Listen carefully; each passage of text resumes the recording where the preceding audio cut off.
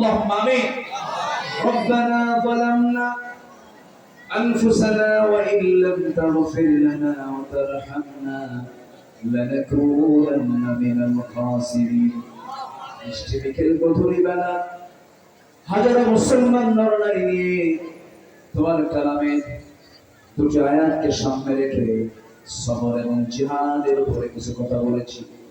কাঙ্গাল ভিখারির মতো দুটো হাত ভিক্ষুকের মতো পেতে আছি, গুনাহের দিকে নজর দিও না।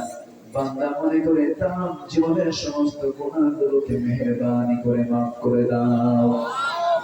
জনম দুঃখিনী মা, জনম দুঃখী বাপজান যারা দুনিয়া থেকে বিদায় নিলেন, জিন্দেগির গুনাহগুলো মাফ করে দাও, কবরগুলোকে জান্নাতের টুকরা বানিয়ে দাও।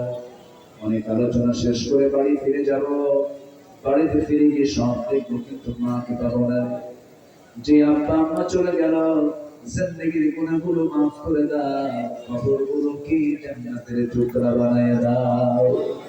আব্বা আম্মার জন্য কি দোয়া তাও শিখিয়ে দিয়েছো, দিল থেকে আওয়াজ দিয়ে সবাই আমার সঙ্গে ছোট নিয়ে বলুন রব্বিরহামহুমা কামা রাব্বায়ানি সগীরা রব্বিরহামহুমা কামা রাব্বায়ানি সগীরা।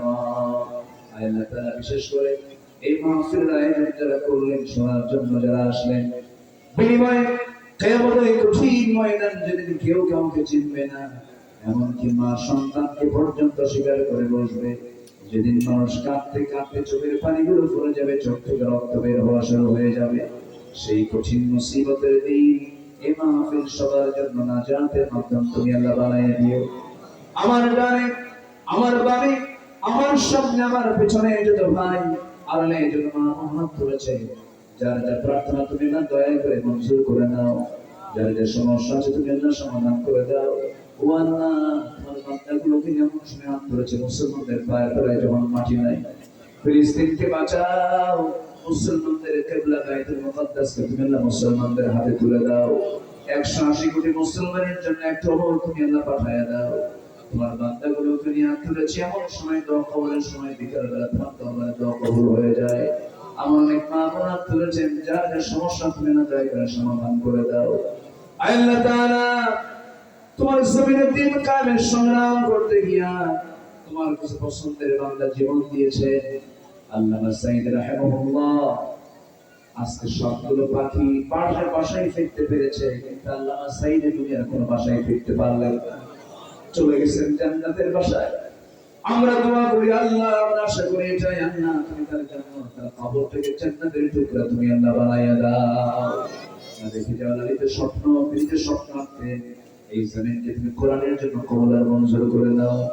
দুনিয়া থেকে বিদায় সময় যখন হয়ে যাবে রে, কেউ তো আমাকে রক্ষা করতে পারবে না, টান মেরে ঘর থেকে বের করে দিবি, জীবনের শেষ বছর হয়ে যাবে, মরা মন সব দেখে দেখে চলে যাবে, কবরের সময় দেবে, বাঁশ চাপা দেবে, মাটি চাপা দেবে, 2-3 ঘন্টা যাবে না মাথার চুলগুলো খসে খসে পড়বে, 3 দিন যাবে না চামড়াগুলো গলে গলে পোকার পেটের খাবার হয়ে যাবে।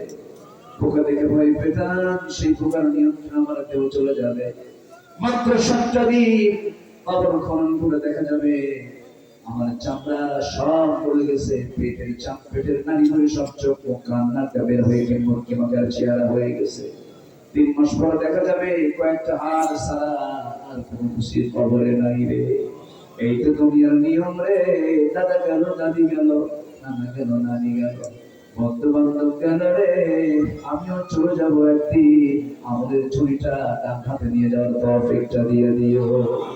মরণের সময় জবানে জারি করে দিও লা ইলাহা ইল্লাল্লাহ মুহাম্মাদুর রাসূলুল্লাহ। আসসালামু আলাইকুম ওয়া রাহমাতুল্লাহ। আমাদের জায়গায় পর্যাপ্ত সব ভেজা,